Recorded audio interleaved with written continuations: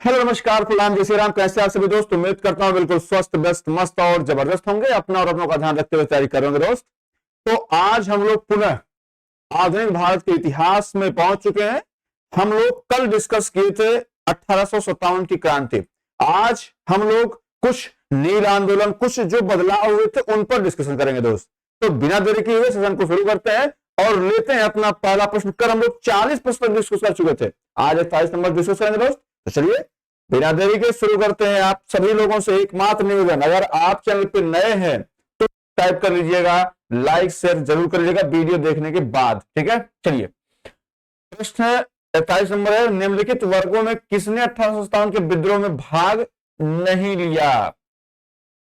खेतिहर मजदूर, साहूकार, कृषक, जमींदार, किसने भाग नहीं लिया है ये पूछा जा रहा है दोस्त। तो बताइए, कूट देने के इसमें दिया है केवल एक और दो, केवल दो और चार। बताइए दोस्त इसमें कौन सा जवाब है? आपको पता है 1857 का विद्रोह हुआ था, वैसे तो बहुत बड़े क्षेत्र में फैला हुआ था, लेकिन इसे जनता का व्यापक समर्थन प्राप्त उस वक्त जो निचले तबके के लोग थे उनका समर्थन प्राप्त था। जो बड़े लोग थे, जमींदार या ये कह सकते हैं कि जिनके ऊपर भार था, वो लोग उस पर नहीं जुड़े थे, ठीक है। भारतीय समाज के सभी अंगों तथा वर्गों को अपनी लपेट में लेने को तो ले सकता था, लेकिन ले नहीं पाया वो, क्योंकि सबका अपना अपना नहीं होता। स्वार्थ पाई करे सब प्रीति, सुर नर मुनि सब की हरिति। तो सबका कहीं ना कहीं अंग्रेजों में स्वार्थ छिपा हुआ था। जैसे भारत के रजवाड़ों में अधिकांश ऐसे थे जो इसमें सम्मिलित नहीं थे, है ना, और बहुत से ऐसे थे जो सम्मिलित थे। जैसे ग्वालियर के सिंधिया थे, इंदौर के होलकर थे, हैदराबाद के निजाम थे, जोधपुर के राजा थे, भोपाल के नवाब थे, पटियाला, नाभा, जिंद के सिख शासक तथा पंजाब के दूसरे सिख सरदार, कश्मीर के महाराजा, दूसरे अनेक सरदारों और बड़े जमींदारों ने विरोध को कुचलने में अंग्रेजों की सक्रिय रूप से सहायता करी थी दोस्त।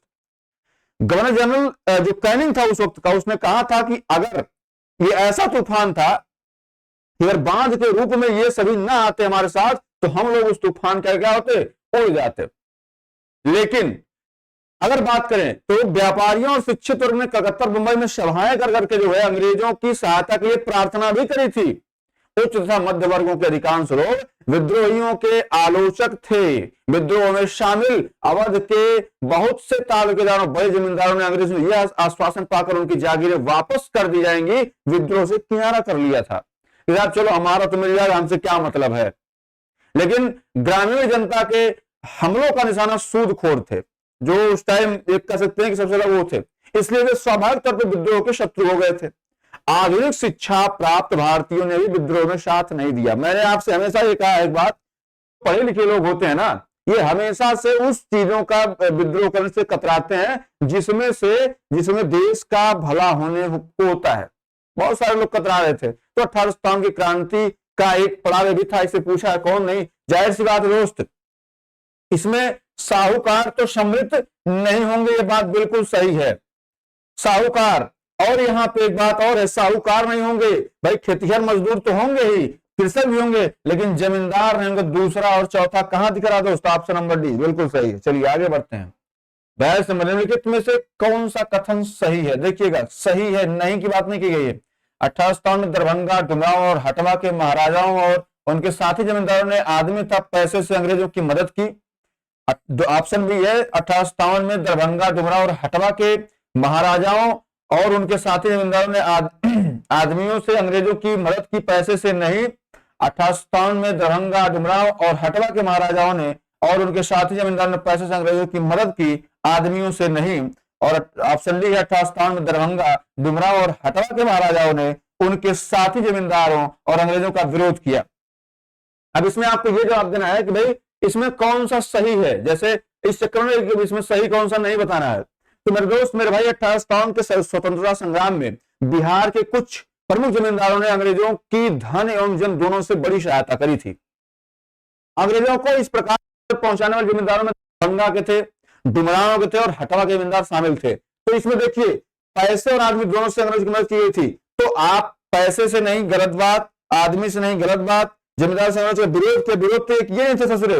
ये इसलिए विरोध नहीं किए, इनको ये था कि हमारी जागीरें हमारे पास आई है, इनको और दे देंगे, है ना। तो ये ससुरे विरोध नहीं किए, तो भैया इसको ऑप्शन नंबर ए बिल्कुल सही जवाब हो जाएगा। ठीक है दोस्त, चलिए आगे बढ़ते हैं। 1857 के विद्रोह से बिहार का कौन सा भाग अप्रभावित रहा? दानापुर, पटना, आरा, मुजफ्फरपुर, मुंगेर। निम्नलिखित कूट में से अपना उत्तर चुनिए, बताइए।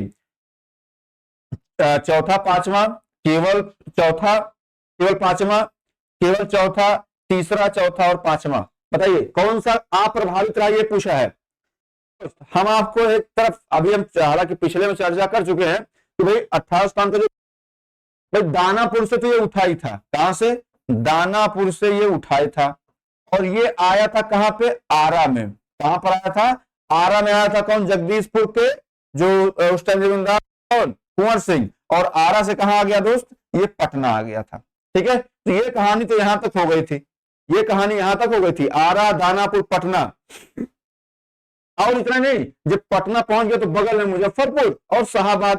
भाई शाहाबाद तो आपको याद है ना कि अंग्रेजों की तख्ता पलट हो गई थी, तो पटना यहां पे फिर आपका आ जाएगा मुजफ्फरपुर, मुजफ्फरपुर। और फिर उसके बाद क्या आता था? शाहाबाद, जहां पे सरकार बदली थी। ठीक है, शाहाबाद। तो ये सारे के सारे तो क्या थे? भाग लिए थे, लेकिन क्या अप्रभावित रहा दोस्त? अप्रभावित तो जैसे यहां पर उसका प्रभाव ही नहीं था, तो कौन था दोस्त? अब जाहिर सी बात दानापुर से उठा था, आरा से उठा था, पटना, ये तो हो ही गया। अब इसमें मुजफ्फरपुर भी सम्मिलित था, मुंगेर सम्मिलित नहीं था दोस्त। ऑप्शन नंबर ये पांचवा कहां दिख रहा है आपको? केवल पांचवा होगा, केवल पांचवा दोस्त कहां है? ऑप्शन बी है, ये बिल्कुल सही जवाब है। ठीक है, बात ये सही है। ठीक है, चलिए आगे बढ़ते हैं। 44 नंबर, 1857 के विद्रोह लखनऊ में किसके नेतृत्व में आगे बढ़ा था दोस्त? बेगम ऑफ अवध, तात्या टोपे, रानी लक्ष्मीबाई, नाना साहब। बीपीएससी 2008 का प्रश्न, बताइए दोस्त। रानी लक्ष्मीबाई झांसी, झांसी, नाना साहब कानपुर, कानपुर, तात्या टोपे लक्ष्मीबाई के साथ थे ग्वालियर में। आपको पता ही है, तात्या टोपे धोखा देकर उनके जो साथ के लोग थे उनकी जो है उनको फांसी पे के फंदे जो है फांसी फंदे पर चढ़वाए थे। इसमें जो दोस्त बेगम ऑफ अवध है, मतलब जो लखनऊ की महारानी है, आपको याद होगा कौन सी डेट? 30 मई 1857। क्या? 30 मई 1857। 30 मई 1857 को यहां विद्रोह का क्या हुआ था? आगाज हुआ था, और यहां का नेतृत्व बेगम ऑफ अवध मतलब हजरत महल ने किया था। उन्होंने अपने अल्पवयस्क पुत्र वेजिस कादिर को क्या किया था? नवाब घोषित किया। और मार्च 1858 में कैंपबेल ने, सोचिए यहां से शुरू 1858 तक चल रहा है, कैंपबेल ने यहां के विद्रोह को लखनऊ पर पुनः कब्जा कर लिया था। जबकि एक बड़ी सोचने वाली है, भैया यहां शुरू हुआ 1858 में समाप्त हुआ, किसने कराया? कैंपबेल ने। बहुत सारे इसमें अंग्रेज के अधिकारी मरे थे, कैंपबेल। ठीक है, 2-3 मर गए थे, इसमें कहानी खत्म हो गई थी ससुरों की। ठीक है, अब देखिए 1857 को शुरू, 1858 में कैंपबेल ने इसको समाप्त कराया। महारानी ने आत्मसमर्पण नहीं किया था दोस्त। महारानी हजरत महल, जो बेगम हजरत महल थी, उन्होंने आत्मसमर्पण नहीं किया, बल्कि वो कहां चली गई? वो चली गई नेपाल। तो यहां पे पूछा गया किसके नेतृत्व में आगे बढ़ा था? बेगम ऑफ अवध के। ठीक है, चलिए 45 नंबर, 1857 का विद्रोह मुख्यतः किस कारण से असफल रहा? हिंदू मुस्लिम एकता की कमी, किसी सामान्य जन योजना, केंद्रीय संगठन की कमी, इसके प्रभाव का सीमित क्षेत्र, जमींदार की सहभागिता। इस असली जमींदार के कोई भाग नहीं लिए थे, जमींदार के भाग लिए थे, कभी भाग नहीं लिए थे जमींदार। देखिए जमींदार की सहभागिता असफल रहा, सहभागिता तो थी ही नहीं ससुरों की। ऑप्शन डी तो ऐसे ही गलत हो गया, है ना। देखिए 1857 के विद्रोह की असफलता का मुख्य कारण क्या था? इसमें कोई सामान्य योजना, केंद्रीय संगठन की मतलब ऐसा नहीं था कोई केंद्रीय संगठन हो, कोई सामान्य योजना, कुछ नहीं था। आज यहां शुरू हुआ, कल वहां, परसों वहां, नरसों ऐसे शुरू हो रहा था। मतलब अगर एक तिथि में शायद शुरू हुआ होता या सारी चीजें एक तिथि में होती तो शायद वो 1857 में ही अंग्रेज चले गए होते। विद्रोहियों के नेताओं में कोई संगठन में भाग लेने वाले उस टाइप की कमी वो मतलब था नहीं। तो ऑप्शन बी तो इसमें से होगा। कहानी समझिएगा, जब 1857 की क्रांति मेरठ से आगे बढ़ी थी ना दोस्त, लोग यहाँ के सैनिक चले गए दिल्ली, और दिल्ली में 82 वर्षीय जो बहादुर शाह जफर था, उसने उसको नेतृत्व करता तो घोषित कर दिया, लेकिन वो कमजोर था। उसके तरफ विभिन्न सरदारों का आह्वान करना जो है उस वक्त काफी नहीं था। साथ ही विद्रोहियों ने वीरता तो दिखाई और सरकार का विनाश करने पर वे तुले हुए भी प्रतीत हुए थे, किंतु ऐसा करने के लिए उनके पास किसी सुनियोजित कार्यक्रम का पूर्ण अभाव था। उसमें अनुशासन की कमी भी थी, कभी कभी वे अनुशासित सेना के बजाय दंगाई की तरह के व्यवहार करते थे। तो ये सारी चीजें थी, तो ऑप्शन भी बिल्कुल सही है। चलिए आगे बढ़ते हैं दोस्त। 46 नंबर क्या भैया, विचार कीजिए। कथन 1857 में प्रथम स्वतंत्रता संग्राम ब्रिटिश सरकार से स्वतंत्रता प्राप्त करने में असफल रहा। कारण है बहादुर शाह जफर के नेतृत्व को जन सहयोग नहीं मिला था और अधिकांश महत्वपूर्ण रियासतों के शासक उनका साथ देने में कतरा गए थे। बताइए दोस्त, ऑप्शन ए है दोनों का और कारण, मतलब कथन और कारण सत्य है और कारण कथन का सही स्पष्टीकरण है। दोनों कथन और कारण सत्य है परंतु कारण कथन का सही स्पष्टीकरण नहीं है, और क सत्य है और कारण असत्य है, मतलब कथन सत्य है कारण सत्य है, कथन असत्य है परंतु कारण सत्य है। बताइए इसका सही जवाब क्या होगा। अभी हम इस पर डिस्कस कर रहे थे, पूरी कहानी हम आपको सुनाया ना, तो वो कहानी इसी के ऊपर थी। जाहिर सी बात है कि भाई 1857 का विद्रोह, और ये विद्रोह पूर्णतः शांतवादी है, इसमें कोई नहीं है, जिसमें कुछ राष्ट्रवाद के तत्व विद्यमान थे। अवध तथा रोहेलखंड के तथा अन्य उत्तरी भारत के सामंतवादी तत्वों ने विद्रोह का नेतृत्व किया, और दूसरी ओर अन्य सामंतवादी तत्वों तथा पटियाला, जिंद, ग्वालियर और हैदराबाद के राजाओं ने इसका विद्रोह भी किया था। आपको मैंने अभी हम डिस्कस करके बताया हमने आपको। इसीलिए इस विद्रोह को दमन करने में अंग्रेजों की जो सहायता मिली, अंग्रेज इसमें सफल भी रहे, और संकट के समय कैनिंग ने जो है, जो सिंधिया ग्वालियर के थे उन सबको उसने जो है वो भी कर दिया था। तो भाई इसमें जाहिर सी बात है, अब आपको हमने बताया ना कि 82 वर्ष का था बहादुर शाह जफर, उसकी बात को लोग सीरियसली नहीं लिए, तो इसमें कथन है ये भी तो बिल्कुल सही बात है, और कारण जो उसने बताया है ये भी बिल्कुल सही है। तो भाई कथन और कारण दोनों सही है, और कथन कारण का स्पष्टीकरण बिल्कुल है, तो ऑप्शन ए इसमें बिल्कुल सही हो जाएगा। चलिए आगे बढ़ते हैं दोस्त। 47 नंबर, महारानी विक्टोरिया ने भारतीय प्रशासन को ब्रिटिश ताज के नियंत्रण में लेने की घोषणा कब की थी। अब जाहिर सी बात है ऑप्शन ए 1 नवंबर 1858, 31 नवंबर 1857, 6 जनवरी 1958, 17 नवंबर 1859। बताइए मेरे दोस्त, बीपीएससी 2008 का प्रश्न है ये। देखिए अब जाहिर सी बात है, जब 1857 की क्रांति हो गई, 1857 की क्रांति 1858 तक चली थी, तो 1857 की क्रांति अधिकतर जगह अक्टूबर नवंबर तक खत्म हो गई थी। तो अगर आप ये सोच रहे हैं 31 नवंबर 1857 तो ये तो गलत हो गया, अभी चल ही रही थी। 6 जनवरी 1858 संभव हो सकता है, लेकिन 59 तो गलत बात है भाई। 1958 दिया, ये तो ऑटोमेटिक गलत हो गया, बचा क्या 1 नवंबर 1858। कैसे, क्या कहानी थी। अब कैनिंग क्या था, कैनिंग ही तो था। कैनिंग जो है जब 1 नवंबर, कब कैनिंग 1 नवंबर 1858 को घोषणा करता है दोस्त। क्या घोषणा करता है कि भारत की सत्ता अब ब्रिटिश ताज के अधीन होगी, और अब जो गवर्नर जनरल हुआ करता था वही कहेगा वो पहला वायसराय हो गया। क्या हो गया दोस्त, पहला वायसराय हो गया था। ये बात आपको समझनी पड़ेगी, ठीक है। इसमें कहानी ये थी कि 1 नवंबर 1858 को महारानी विक्टोरिया ने भारतीय प्रशासन को ब्रिटिश ताज के नियंत्रण में लेने की घोषणा करी थी। किसके माध्यम से, कैनिंग के माध्यम से। इस घोषणा के बाद भारत में कंपनी के शासन को समाप्त कर भारत को सीधे ब्रिटिश अधीन कर दिया गया।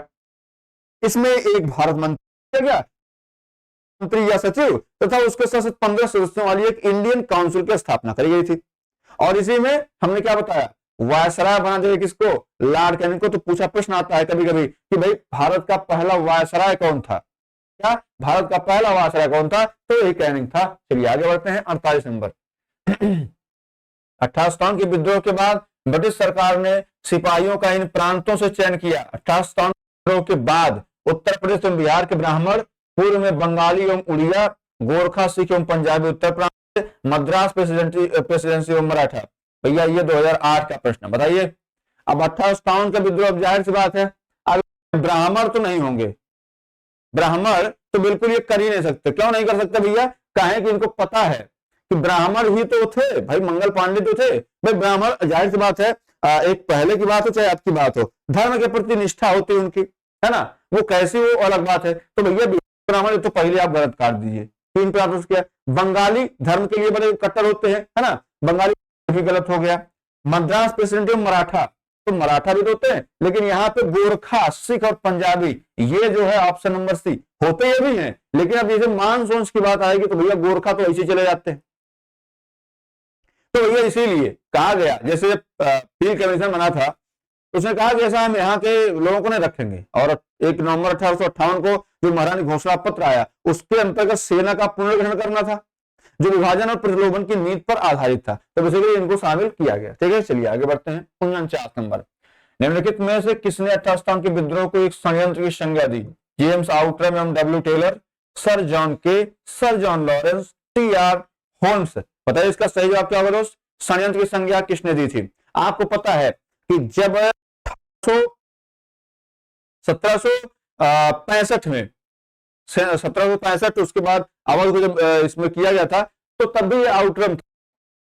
बाद में इसके कहने पे ही जो अभी, माफ करिएगा, जो लॉर्ड डलहौजी था जो अपने, तो उसमें जो अवध को शामिल किया गया था ना, ये उसको ये इसने ही कहा था, आउटरम ने कहा था कि वहां पर जो है अब ऐसा शासन है कि उसमें लोगों के अधिकारों, तो उसके बाद उसको अंग्रेजी सत्ता में ला लिया गया था। तो यही जेम्स आउटरम जो था और डब्ल्यू टेलर, इन दोनों ने मिलकर क्या कहा था कि यह 1857 का विद्रोह जो है ये देशभक्ति वाला नहीं है, बल्कि यह एक षड्यंत्र है। और यहाँ आउटरम का तो यह विचार था कि एक मुस्लिम षड्यंत्र था जिसमें हिंदू शिकायतों का लाभ उठाया जाए, और जॉन लॉरेंस और सीले के अनुसार यह केवल एक सैनिक विद्रोह था, यह कोई जो है आजाद करने का वो नहीं था, षड्यंत्र ही था, इसको सबने षड्यंत्र ही बताया था, है ना। जाहिर सी बात है, अब ये लोग तो भाई उस टाइम सबसे होल एंड सोल यही हुआ करते थे। ठीक है, तो चलिए आगे बढ़ते हैं, अगला प्रश्न लेते हैं। क्या भैया, 1857 के विद्रोह को किसके द्वारा प्रथम भारतीय स्वतंत्रता संग्राम के स्वरूप में वर्णित किया गया? बी डी सावरकर, बाल गंगाधर तिलक, आर.सी. मजूमदार, दादा भाई नौरोजी, उपयुक्त में से कोई नहीं, उपयुक्त में से एक से अधिक। 2022 का प्रश्न है, बताइए दोस्त इसका क्या सही जवाब होगा? देखिए, अगर हम इसकी बात करते हैं दोस्त, तो जैसे बाल गंगाधर तिलक वैलेंटाइन रोल ने अशांति का जनक कहा था, Dadabhai Naoroji grand old man of India, भाई grand old man of India, grand old man of India थे ये। ठीक है, दादा भाई नौरोजी। अब इसमें देखिए, ऐसे मजमूदार था, अब इसमें किसने कहा था? उनकी एक पुस्तक थी, किसकी? सावरकर साहब। इसमें सही जवाब सावरकर है। इनकी एक पुस्तक थी, कौन सी? The Indian war of independence. क्या? The Indian war of independence. ठीक है, the Indian war of independence, मामला क्लियर है। इसमें उन्होंने कहा था कि जो है 1857 के विद्रोह को सुनियोजित स्वतंत्रता संग्राम, या इसको प्रथम भारतीय स्वतंत्रता संग्राम की संज्ञा दी थी। ठीक है, किसने? वी.डी. सावरकर ने। बात क्लियर। चलिए आगे बढ़ते हैं। 51 नंबर, निम्नलिखित में से कौन सा आयोग 1857 के विद्रोह के दमन के बाद भारतीय फौज के नवगठन से संबंधित है? हम चर्चा कर चुके हैं। पब्लिक सर्विस आयोग, पील आयोग, हंटर आयोग, कमीशन आयोग। आपको पता है ये तो आया था 1882 में आया था, ये 1882 में आया था। साइमन कमीशन 1927 में 28 में भारत था, 27 में गठन हुआ था। ठीक है, पब्लिक सर्विस कमीशन तो लोकसभा समझ है, इससे कोई मतलब है नहीं दोस्त। ये इसमें संबंधित था क्या? पील आयोग। बिल्कुल सही जवाब है। क्या? पील आयोग, ये बिल्कुल सही जवाब है। ठीक है, 1857 के विद्रोह के दमन के बाद ब्रिटिश सरकार ने भारतीय फौज के नवगठन के तौर पर पील आयोग का गठन किया था दोस्त। ठीक है, इसने सेना के रेजिमेंट को जाति, समुदाय और धर्म के आधार पर विभाजित किया। जैसे अभी देखते होंगे राजपूत रेजिमेंट, जाट रेजिमेंट है, वो तब का विभाजित किया गया था। ठीक है, यूरोपीय सैनिकों की संख्या को जो 1857 के पूर्व करीब 45,000 थे, उसको 60,000 कर दिया गया, और भारतीय सैनिकों की संख्या जो 2,38,000 थी, उसको घटा करके 1,40,000 कर दिया गया था। और बंगाल में यूरोपीय सैनिकों का जो अनुपात था, कहां पे? बंगाल में ये अनुपात जो है 1:2। क्या? जो पहले 1 जैसे जो बंगाल में था यूरोपीय सैनिकों, भारतीय सैनिकों का अनुपात, वो 1:2 कर दिया गया था। ठीक है, जबकि मद्रास और बंबई में, कहां पे? मद्रास और बंबई, ये भी प्रश्न आ चुका है। मद्रास व बंबई में यह अनुपात कितना था? 1:3, मतलब 1 ब्रिटिश 3 भारतीय, 1 ब्रिटिश 2 भारतीय, ये बंगाल का था। ठीक है, तो पील आयोग का गठन हुआ था उसके जस्ट बाद रिफॉर्मेशन के लिए। ठीक है, चलिए आगे बढ़ते हैं। नील विद्रोह किसके बारे में था? रैयत नील खेती से नहीं करना चाहते थे, पर जबरदस्ती करवाई जा रही थी। ऑप्शन बी है रैयत नील की खेती करना चाह रहे थे पर उन्हें जबरदस्ती रोका जा रहा था। रैयत नील की खेती नहीं करना चाह रहे थे पर उनसे ये एक अमान्य मूल्य पर जबरदस्ती करवाई जा रही थी। नीले रंग के झंडे वाला एक विद्रोह आंदोलन, उपयुक्त में से कोई नहीं, उपयुक्त में से एक से अधिक। ये 2018 का प्रश्न भैया, जवाब दीजिए। नील विद्रोह है ना, बड़ा फेमस विद्रोह था नील विद्रोह। भैया हुआ कब था? अगर हम नील विद्रोह की बात करें ना, नील विद्रोह बहुत फेमस विद्रोह कब हुआ था भैया? ये 1859 में हुआ था। कब हुआ था? कहीं के 1858 आपको देखिए, कहीं 1859 में, जबकि 1859-60 में हुआ था, ठीक है। और हुआ कहां था? ये हुआ था भैया बंगाल में। क्रांतिकारी धरती रही थी बंगाल, ठीक है, बंगाल में हुआ था दोस्त। बंगाल का एक जिला था गोविंदपुर, उसमें विष्णु विश्वास और दिगंबर विश्वास कौन थे? विष्णु विश्वास, विष्णु विश्वास, विष्णु विश्वास और दिगंबर विश्वास, ये दो व्यक्ति थे जो यहां विद्रोह किए थे। क्यों किए थे? पूरी कहानी आपको मैं समझाऊंगा। दो इसके नेतृत्व करता था, ठीक है। यह विद्रोह जो था वो नील बगान के मालिकों के विरुद्ध था। यह आंदोलन नील विद्रोह के नाम से जाना जाता है। विद्रोह का मूल कारण जो था वो दगनी प्रथा थी, जिसमें बगान मालिक किसानों को नील की खेती के लिए कुछ पैसा अग्रिम भुगतान कर देता था और इस भुगतान के बदले किसान नील उगाने तथा उपज उसी बगान मालिक को पूर्व निर्धारित दर जो पहले उसने दे रखी है उसी पर नील बेचने के लिए बाध्य हो जाता था। और इस प्रकार के बेगार कृषि के विरुद्ध किसानों का विद्रोह नील विद्रोह था। इसको जगह किसने दी? दीनबंधु मित्र ने। किसने? दीनबंधु मित्र ने। दीनबंधु मित्र, इनकी फेमस पुस्तक है कौन सी? नील दर्पण। नील दर्पण, इसमें नाटक करके इसमें इन्होंने नाटक लिखा। नील दर्पण है क्या? ये भी प्रश्न आया है। तो नील दर्पण का एक नाटक है, ठीक है। तो दीनबंधु मित्र ने नील दर्पण में पूरी इनकी समस्या को समझा था, बताया था कि भैया ऐसी समस्या, ये सारी चीजें हैं, ठीक है। तो भैया बताओ इसमें सही जवाब क्या होगा? इसमें नील विद्रोह किसके बारे में था? जाहिर सी बात है इसमें जो खेती थी वो नहीं करना चाहिए। क्यों नहीं करना चाहते थे? कि भैया उनसे एक अमान्य मूल्य पर वो खेती करवाई जा रही थी। पता लगा हमने जैसे दे दिया, जैसे मान लीजिए आज गेहूं का रेट है 22 रुपए, ठीक है। आज हम किसी व्यक्ति का ऐसा हमसे तुम 20 रुपए ले लो और आप उस टाइम बात होगी। अब हम हम प्रेशर बना, मान लीजिए गेहूं का दाम 30 रुपया हो गया। अब हम प्रेशर बना भैया नहीं हमको 20 का दो, तुम हम लेंगे, आपको देना पड़ेगा।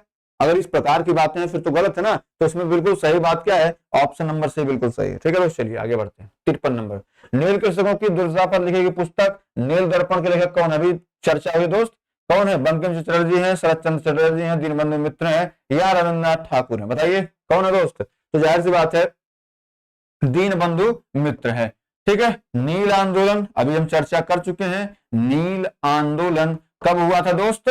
नील आंदोलन 1859 1860 के बीच में हुआ था। दिगंबर विश्वास और विष्णु विश्वास कौन?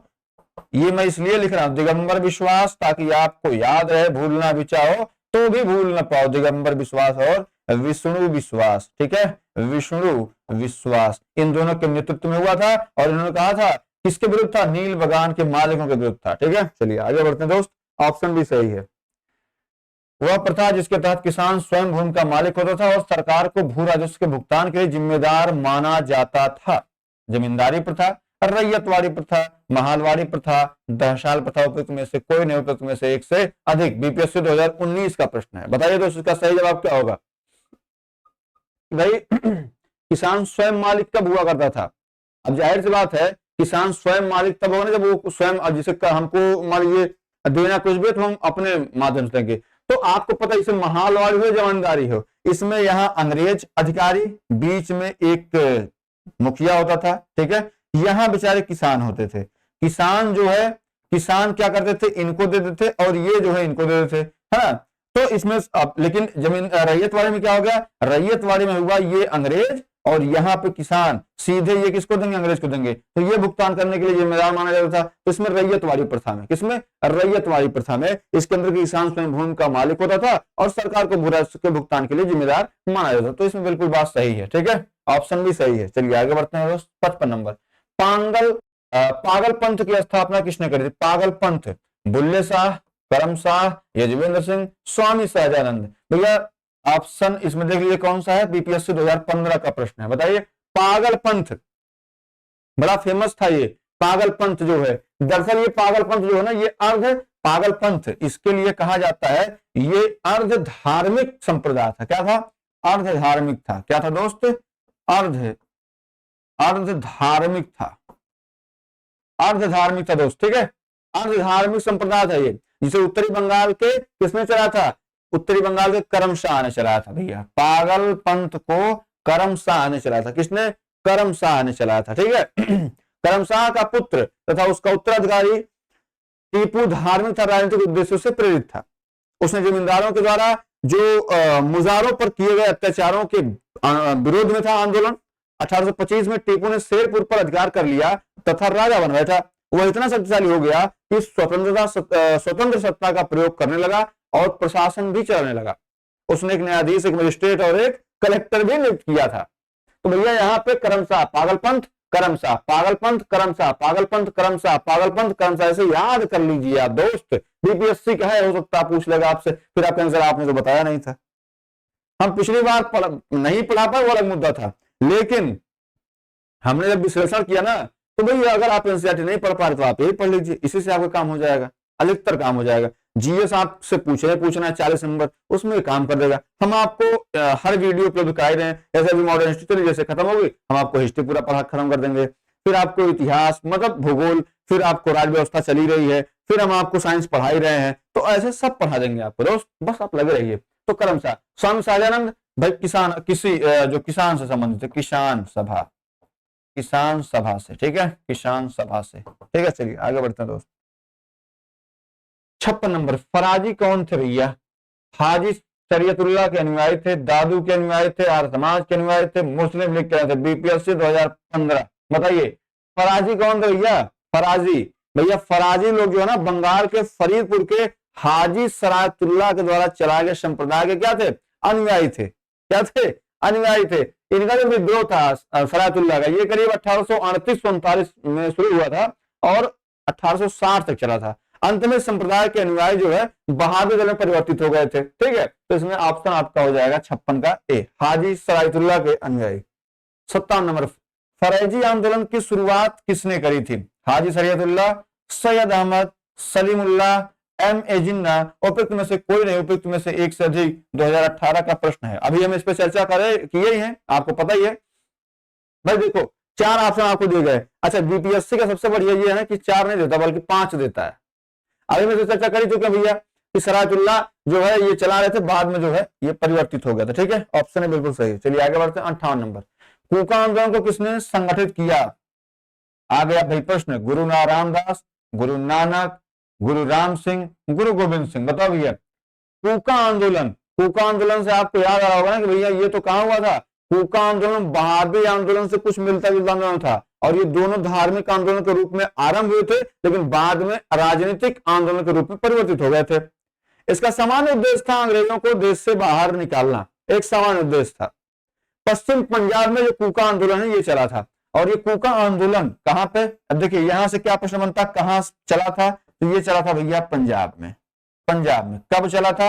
1840 ईस्वी में चला था। कब? 1840 ईस्वी में चला था, भगत जवाहर मल के द्वारा। किसके द्वारा? भगत जवाहर मल, भगत जवाहर मल के द्वारा इसको चलाया गया था। हमारा क्लियर है? भगत जवाहर मल के द्वारा इसको चलाया गया था। गुरु राम सिंह ने कूका आंदोलन को संगठित करने के लिए जो है बहुत सारे काम किए थे, ठीक है। और इस मतलब ऐसे कह सकते हैं कि इनका उद्देश्य था कि सिख धर्म में प्रचलित बुराइयों और अंधविश्वासों को दूर कर इस धर्म को शुद्ध करना। हालांकि आगे चलकर 1872 ईस्वी में इस आंदोलन के एक नेता राम सिंह को रंगून निर्वासित कर दिया गया, जहां इनकी 1850 में मृत्यु हो गई थी। तो बेसिकली इसमें ऑप्शन नंबर सी क्या है? बिल्कुल सही जवाब है। चलिए आगे बढ़ते हैं।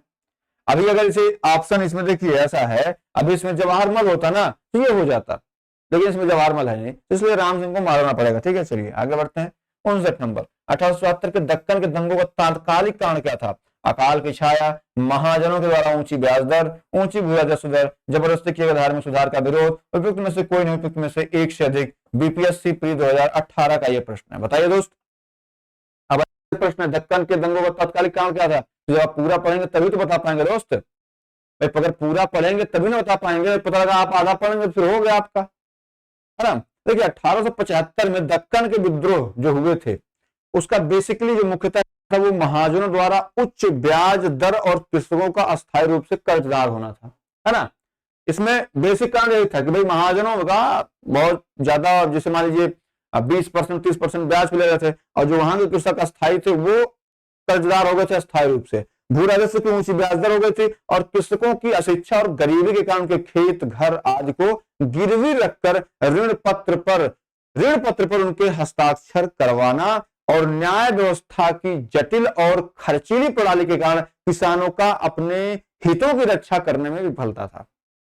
इस परिस्थिति में 1875 से 76 में जो अकाल पड़ा उसमें कृषकों की ऋण शोधन क्षमता को पूरी तरह खत्म कर दिया, और दूसरी तरफ मूल्य के जो भूमि का मूल्य था उनकी गिरावट के कारण साहूकार ऋणों की वसूली में सेवा करने लगे, और इस तरह महाजनों के द्वारा ऊंची ब्याज दर व वसूली दक्कन विद्रोह का तात्कालिक कारण बनी थी दोस्त। ठीक है, तो इसमें आपका ऑप्शन नंबर बी हो जाएगा। ठीक है, चलिए आगे बढ़ते हैं दोस्त।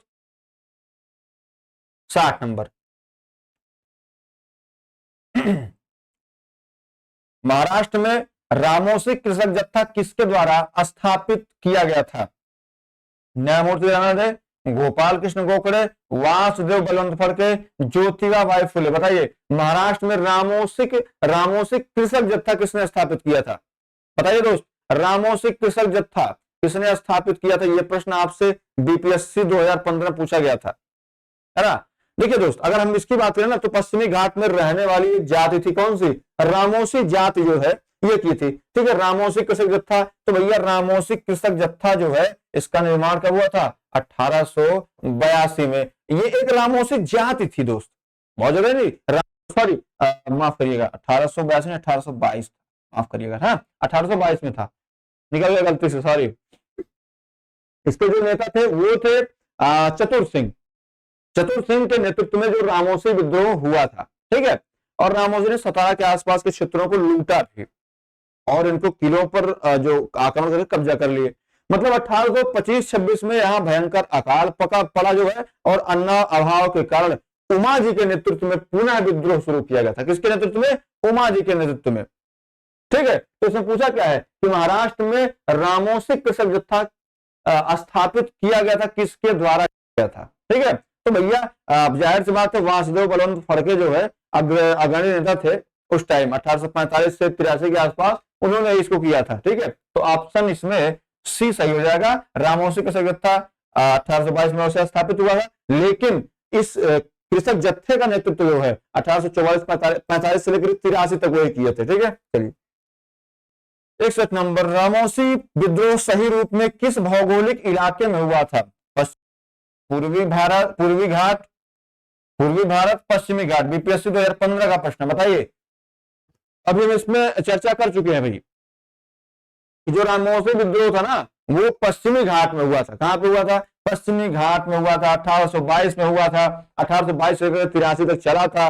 25-26 में भयंकर अकाल पड़ा, आगे चल 45-46 में बलवंत राव फड़के जो इसका नेतृत्व किए थे, है ना। तो ये सारी चीजें थी, हमने आपको बता दिया है। ठीक है, ऑप्शन भी सही है। 62 बघेरा विद्रोह कहां हुआ था दोस्त? कौन बघेरा विद्रोह? सूरत में हुआ था, पूना में हुआ था, कालीकट में हुआ था या बड़ौदा में हुआ था? बीपीएससी 2015 का भी प्रश्न, बताइए दोस्त। इसमें 62 नंबर, बघेरा विद्रोह कहां हुआ था? तो भैया बघेरा विद्रोह ना, बघेरा विद्रोह नाम क्या है याद कर लीजिए। बघेरा, थोड़ा सा हमको दिक्कत है। ठीक है, बघेरा विद्रोह क्या दिक्कत है बता रहे हैं। बघेरा विद्रोह क्या भैया? बघेरा विद्रोह हुआ था 1818 में। कब हुआ था? 1818 में हुआ था। कब हुआ था? 1818 में हुआ था, और ये अंग्रेजी सरकार के विरोध में था।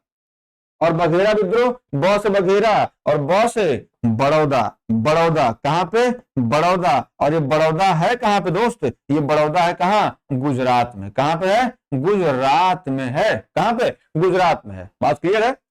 बड़ौदा के गायकवाड़ों ने अंग्रेजी सेना की सहायता से बघेरों से अधिक अधिकार एकत्र करने का प्रयत्न किया, जिसके परिणाम स्वरूप जो बघेरा सरदारों ने विद्रोह कर दिया था। 1818-19 में जो अंग्रेजी सत्ता थी इन पर आक्रमण किया, और यह विद्रोह 1820 के आसपास से समाप्त हो गया था। क्योंकि सीधे भाई अब जाहिर सी बात है, जैसे भी वर्तमान में यहाँ नीतीश कुमार है, यूपी में योगी जी हैं, वैसे सीधे आप नहीं टकरा सकते ना भाई, टकराएंगे तो चूर चूर हो जाएंगे। चलिए इसमें देखिए कहां से हुआ था भाई, तो बड़ौदा से हुआ था वगैरह विद्रोह, 1818 में शुरू हुआ था, 20 में खत्म हो गया था। ठीक है, चलिए 63 नंबर, मानव प्रथा का निषेध करने के कारण अंग्रेजों के विरुद्ध विद्रोह करने वाली जनजाति कौन सी थी? कुकी, होंद, उरांव या नाईकदा? बताइए दोस्त। भाई नरबली जो मानव बलि थी, तो इसमें आपको पता है कि भाई नरबली जो है इस पर विद्रोह लगा, इस पर जो है ये कहा गया था भाई ये नरबली आप नहीं करेंगे, जो मानव बलि है, रोक लगा दिया था। उससे पहले खोड़ जनजाति के लोग जो तमिलनाडु और पश्चिम बंगाल और मतलब मध्य भारत में फैले हुए थे, जो पहाड़ी क्षेत्रों में रहते थे, उन्होंने इसका विद्रोह किया था। और ये 1837 से विद्रोह चला था। मानव बलि विद्रोह जो है ये 1837 से चला था और 80-82 तक चला था, ये हमको लगता 85 तक चला था। ठीक है, तो इसको आप याद रख लीजिएगा कि भाई मानव विद्रोह किस जनजाति ने किया था? खोंड जनजाति ने किया था। ठीक है, चलिए 64 नंबर, छोटा नागपुर जनजाति विद्रोह कब हुआ था? अरे 1807, 1808, 1820 में, 1858-59 में, 1889 में। ये थोड़ा सा हमको उल्टा प्रश्न लग रहा है, क्योंकि छोटा नागपुर विद्रोह यार हमने पढ़ा नहीं है। आपने पढ़ा विद्रोह कब हुआ था? ठीक है, छोटा नागपुर जो है जनजाति विद्रोह कोई हुआ नहीं था, ये एक क्षेत्र था। छोटा नागपुर जो है ये एक क्षेत्र हुआ करता था, यहां बहुत सारे विद्रोह हुए हैं, यहां पर बहुत सारे विद्रोह हुए। जैसे आप कोल विद्रोह ले लीजिए, कौन सा? कोल विद्रोह। अब कोल विद्रोह यही हुआ था आपके छोटा नागपुर में। कोल विद्रोह हुआ था 1831-32 में। कब हुआ था दोस्त? 1831-32 में जो है ये कोल विद्रोह हुआ था।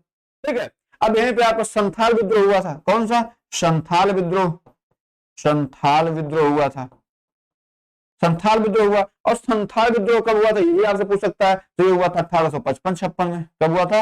1855-56 में हुआ था। ठीक है, और कौन सा विद्रोह हुआ था भैया? यहीं पर आपका मुंडा विद्रोह हुआ था।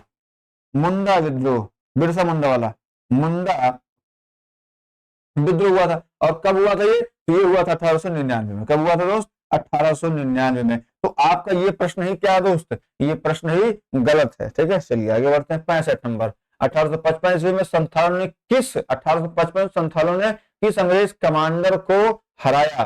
कैप्टन निक फेविल, लेफ्टिनेंट बास्टिन, मेजर बारो, कर्नल व्हाइट। बताइए संथाल विद्रोह कब हुआ था भाई? 1855 में हुआ था, इसमें कोई जोड़ा नहीं है, है ना। भागलपुर जो क्षेत्र है, भूनाडी तालुक जो इधर साइड था उस वहां पे हुआ था।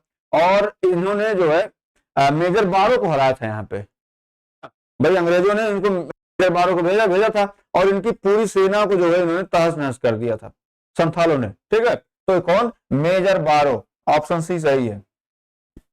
ईस्वी 1855 संथाल विद्रोह का नेतृत्व किसने किया था? सिद्धो कान्हू ने, बुद्धू भगत और तेज भगत ने, मुल्लू मानेक, जोधा मानेक ने, मदारी पासी और सहदेव ने, उपयुक्त में से कोई नहीं, उपयुक्त में से एक से अधिक। 2022 का प्रश्न है। बताइए, मतलब आप अपना विद्रोह पढ़ लीजिएगा, मैं आपको उसकी क्लास लेने वाला हूं विद्रोह की, ऐसे छोटी छोटी क्लास लूंगा 5-10 मिनट की, तो वो अभी इसमें हम लगे हुए हैं कि भाई आपके लिए मैक्सिमम काम कर लें, है ना, बाकी का हमको नहीं पता है। ठीक है, तो अभी हम कुछ देर पहले चर्चा ही कर चुके हैं कि संथाल विद्रोह 1855-56 शुरू हुआ था और इसका नेतृत्व कौन किया था? इसका नेतृत्व जो है सिद्धो और कान्हू ने किया था। किसने? सिद्धो और कान्हू ने किया था। ऑप्शन है बिल्कुल सही है। चलिए आगे बढ़ते दोस्त। 67 नंबर, मुंडाओं ने विद्रोह खड़ा किया। कब किया? 1885 में, 1888 में, 1890 में या 1895 में? BSc 2001-2 का प्रश्न है। बताइए, मुंडाओं ने विद्रोह खड़ा किया था। तो भाई मुंडा जो है ये एक आदिवासी विद्रोह था।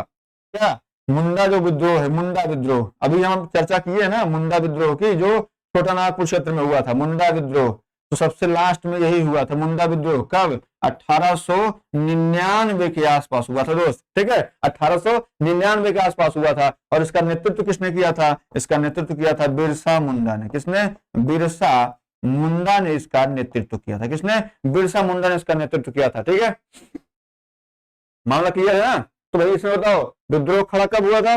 तो ये हुआ था 1885-95। तो इसमें अगर आप देखेंगे इसको कि भाई इसमें कौन सा उत्तर हम सही कर सकते हैं, तो इसमें आप सबसे नजदीक का ऑप्शन मार सकते हैं, ऑप्शन डी 1895, जबकि शुरू हुआ था 1899। ठीक है, चलिए आगे बढ़ते हैं। मुंडाओं ने विद्रोह खड़ा किया 1885 में, 1888 में, 1890 में, 1895। फिर ये 2001-2 का प्रश्न है। ठीक है, 67। तो भैया आपको पता ही है, मुंडा विद्रोह, बिरसा मुंडा 1895, या उसको 99 याद रखिएगा, 1895। ठीक है, चलिए आगे बढ़ते हैं।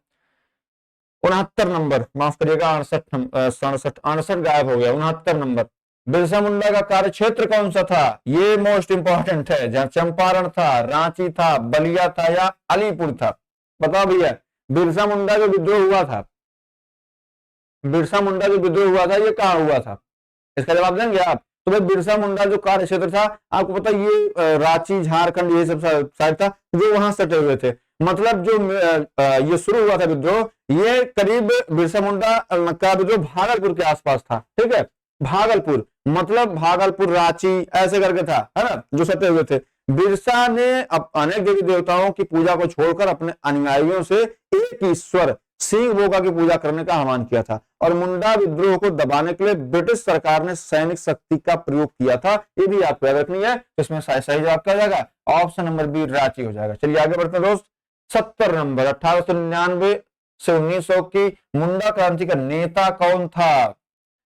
सिंधु था, बिरसा मुंडा था, बुद्धा भगत था, या शंभुदान था? बताओ भैया, इसको हम डिस्कस कर चुके हैं ना भाई, इसको हम डिस्कस तो करिए चुके हैं ना। बताइए 70 नंबर का कौन सा सही जवाब है? तो अभी हम चर्चा किए हैं 1899 से 1900 में भी, 1895 बीच में आया था ना, मुंडा क्रांति का नेता कौन था? तो भैया बिरसा मुंडा थे। और इन्होंने, ये एक जनजाति थी, ये है एक जनजाति है। ठीक है, और रांची में इसका नेतृत्व किया था। ठीक है, चलिए आगे बढ़ते हैं। बिरसा मुंडा किसके पक्ष में थे? झारखंड, उत्तरांचल, छत्तीसगढ़, इनमें से कोई नहीं। बीपीएससी प्री 2000 का प्रश्न है।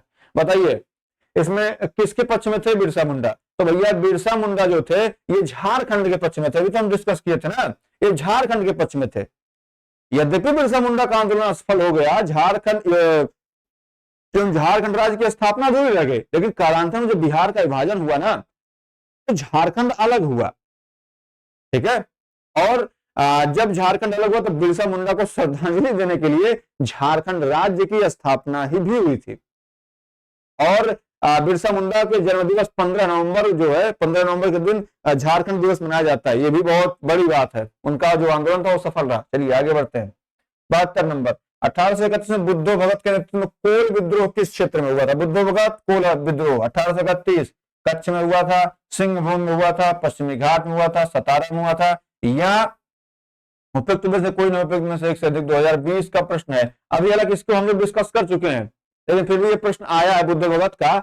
हम लोग डिस्कस किए थे क्या? हम लोग कोल विद्रोह डिस्कस किए, 1831 वाला, है ना। तो भाई ये विद्रोह जो था 1831 में, विद्रोह बुद्धो भगत के नेतृत्व में जो कोल विद्रोह था, ये कोल विद्रोह छोटा नागपुर के आसपास, हाँ, इसमें तो पश्चिमी घाट रखा, कच्छ रखा, तो छोटा नागपुर के आसपास कौन पड़ता है? सिंहभूम पड़ता है, पलामू पड़ता है, हजारीबाग, मानभूम, ये सब पड़ते हैं। तो विद्रोह किस क्षेत्र में हुआ था? तो भैया इसमें कुछ सोचना नहीं है, छोटा नागपुर क्षेत्र था, और सिंहभूम जो है उसमें आता है। ठीक है, चलिए आगे बढ़ते हैं। 73 नंबर, हौज विद्रोह हुआ था भैया, कब हुआ था? 1620 से 1621 के दौरान, 1720 1721 के दौरान, 1820 1821 के दौरान, या 1920 से 1921 के दौरान? प्री 1999 का प्रश्न बीपीएससी का। बताइए दोस्त, इसका सही जवाब क्या होगा? हौज विद्रोह। तो भैया हौज विद्रोह जो है ये 1820 के आसपास हुआ था। ठीक है, 1820-21, और इसका जो केंद्र था वो था आपका, अगर आपसे केंद्र पूछे भाई कहां पर यह हुआ था, तो इसका जो केंद्र था वो संथाल परगना था। कौन था? संथाल परगना, संथाल परगना था। ये आप बिल्कुल मत भूलिएगा दोस्त। ठीक है, तो इसमें ऑप्शन नंबर सी क्या बिल्कुल सही है। चलिए आगे बढ़ते हैं। 74 नंबर, किस स्थान पर आदिवासियों ने अंग्रेजों के खिलाफ विद्रोह किया? बिहार में, पंजाब में, सिंध में, काठियावाड़ में? उपयुक्त में से कोई नहीं, उपयुक्त में से एक से अधिक। 2018 का प्रश्न है। बताइए दोस्त, इसका सही जवाब क्या होगा? किस स्थान पर आदिवासियों ने विद्रोह किया था? तो आपको पता है कि भाई छोटा नागपुर का जो पठार है, छोटा नागपुर का जो क्षेत्र है, वहां पर मुंडा विद्रोह हुआ, कोल विद्रोह, बहुत सारे विद्रोह हुए थे। ठीक है, तो एक आप बात आप समझिए कि इसी प्रांत में जो हम बता रहे हैं आपको छोटा नागपुर ये सिंध का जो प्रांत था, सिंध का जो प्रांत था, सिंध जनजातियां जो थी, तो सिंध की जनजातियां अंग्रेजों के विरुद्ध लगातार जो है मुखर रही और इनका विद्रोह इनका विरोध करते रहे। तो ऑप्शन सी क्या बिल्कुल सही जवाब है। ठीक है, चलिए आगे बढ़ते हैं। 75 इनमें से किसने अंग्रेजी ईस्ट इंडिया कंपनी के कंट्रोल के खिलाफ बगावत नहीं की, पूछा है। विजयनगर का राजा, हैदराबाद का निजाम, तमिलनाडु के पेलिगार, त्रावणकोर के दीवान वेलुथम्पी, उपयुक्त में से कोई नहीं, उपयुक्त में से एक से अधिक। क्या पूछा है?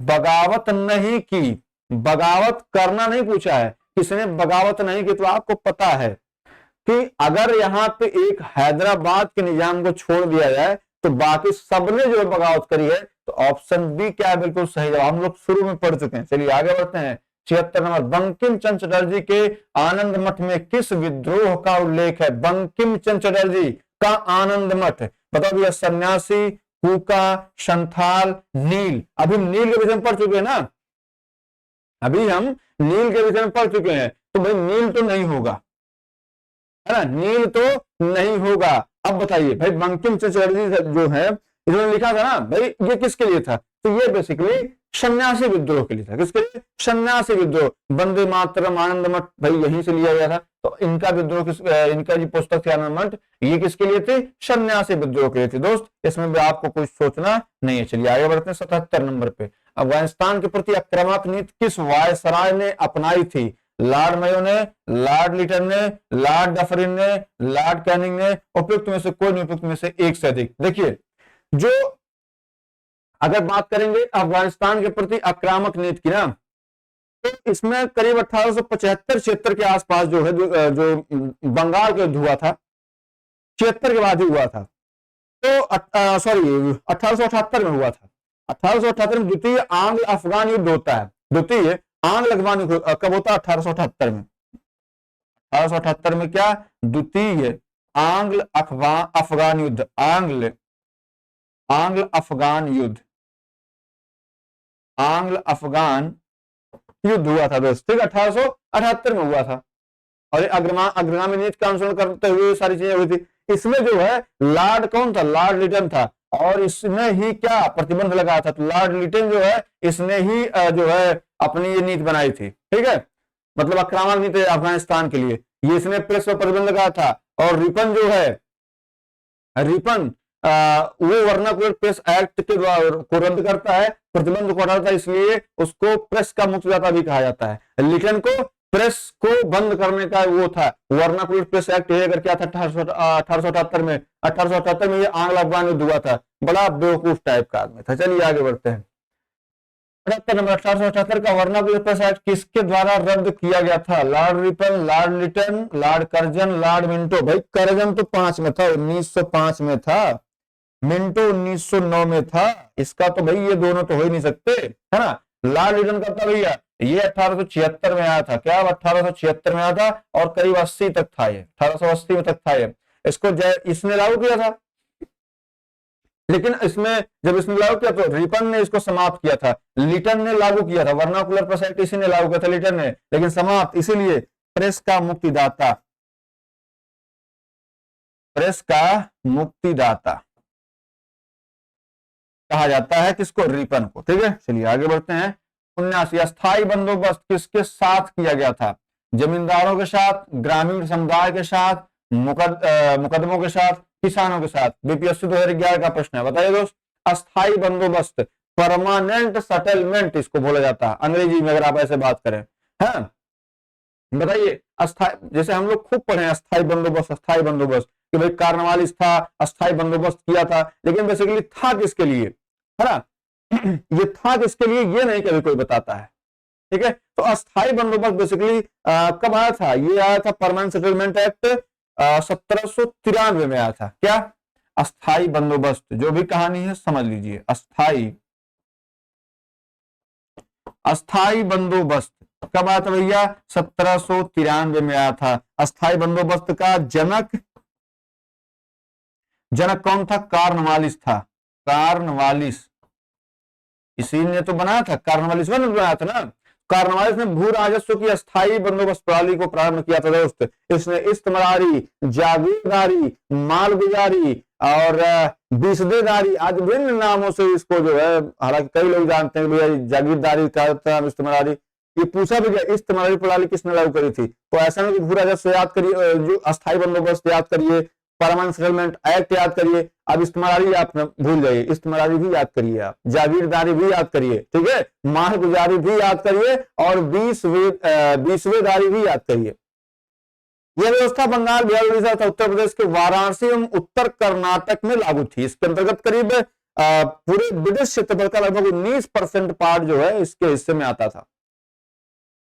इस व्यवस्था के अंतर्गत जमींदारों के एक नए वर्ग को भूस्वामी घोषित किया गया, जिसे भूमि के लगान का करीब 10/11 भाग जो है वो कंपनी को देना था और एक भाग अपने पास रखना था। मतलब ये कह सकते हैं ना कि बीच में एक एजेंट ऐसा, जैसे नहीं होता अभी ठेका चल रहा है, ठेका दिया जाता है ना कि भैया आप हमको इतना दो, उसके बाद आप लो, आप हमको इतना दीजिए, 1% आप रखें, 10% हम रखेंगे, पूरे 11 को ऐसे बांटना है, ठीक है। तो इसमें जो है सेटलमेंट एक्ट इसमें 21 के साथ किया गया, तो जाहिर सी बात है अब किसान को साथ तो था नहीं, है ना, किसान साथ तो था नहीं दोस्त। अब इसमें जाहिर सी बात जो बीच का होगा, अब ग्रामीण समुदाय के साथ गलत बात, किसानों के साथ गलत बात, मुकदमों के साथ गलत बात, जमींदारों के साथ होगा। और कहा गया क्या कि भैया 10/11 आप किसको देंगे, कंपनी को देंगे, और 1/11 क्या करेंगे, अपने पास रखेंगे, ये कहा गया था। तो जमींदारों के साथ किया। 80 नंबर आखिरी प्रश्न है दोस्त। बिहार में परमानेंट सेटलमेंट एक्ट लागू करने का कारण क्या था?